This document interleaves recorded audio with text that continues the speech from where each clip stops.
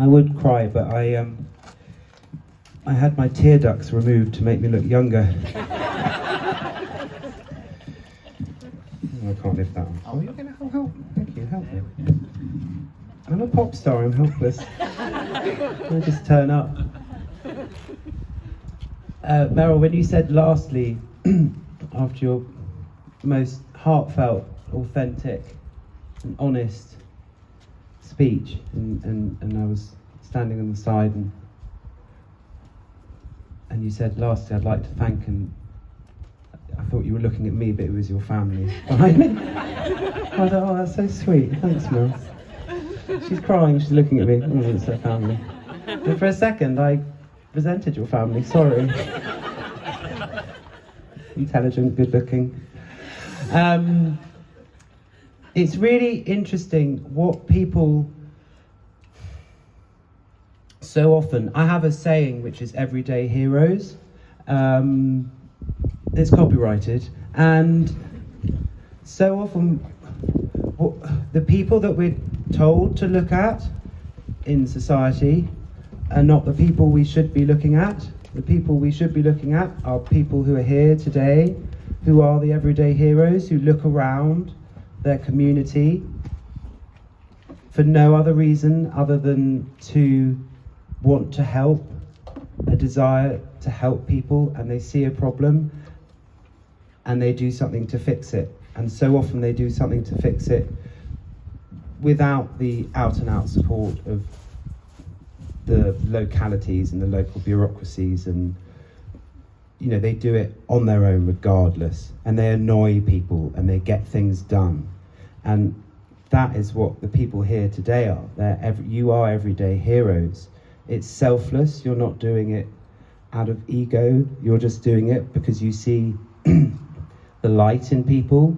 You see them in a situation and you don't look at them. You don't judge them by their situation. You just want to help them. And that is the most beautiful thing. And there are people like you up and down the country. Thank God, because that's how people are truly helped. Of course, do say yes to this woman, because she'll just keep on talking to you until you say yes, like an irritating wasp. I thought, lockdown, brilliant. I get some time to myself. There was Meryl again.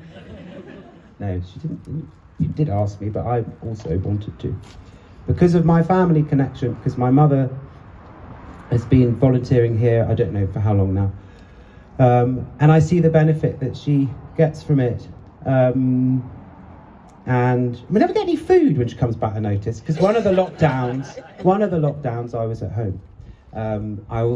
We lost a member of our family. I lost my twin brother, my parents. I could get emotional now, but again, the tear ducts. And no, if you hug me, I'll cry and potentially loosen bowels. My parents lost their son, my sister lost her brother, and he was homeless. He was an addict, and he was homeless at the end of his life. I had to kick him out of my house during lockdown because I couldn't cope anymore.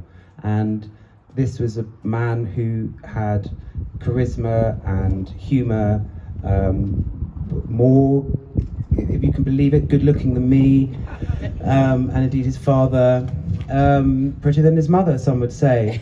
But he fell through the cracks, and we tried everything.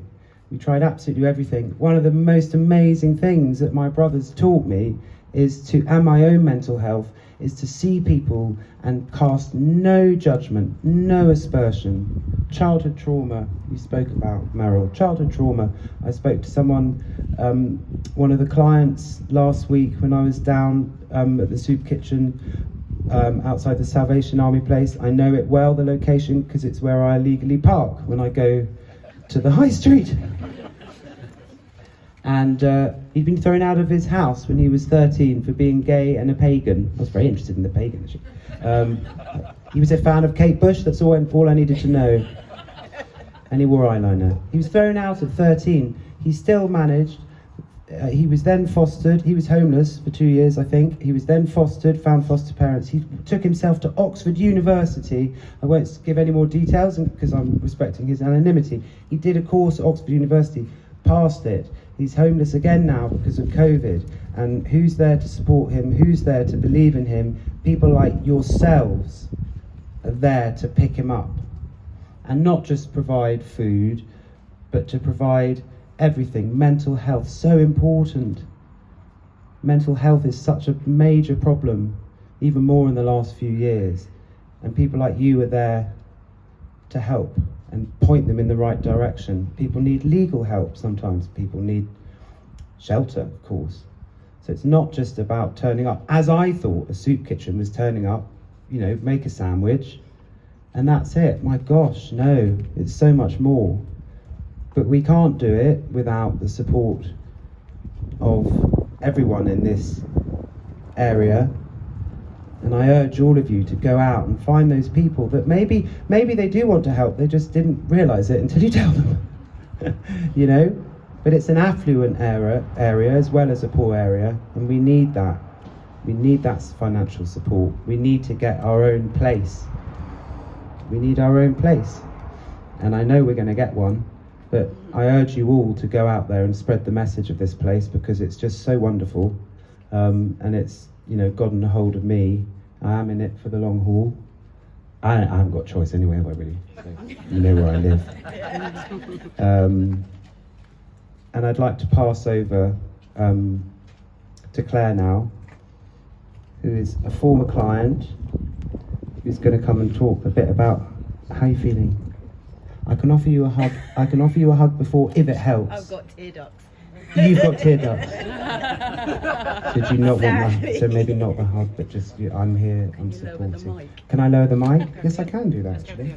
I'm only 5 foot nothing. Well, I know I'm a pop star. I don't know how to do that. People come on and they do it.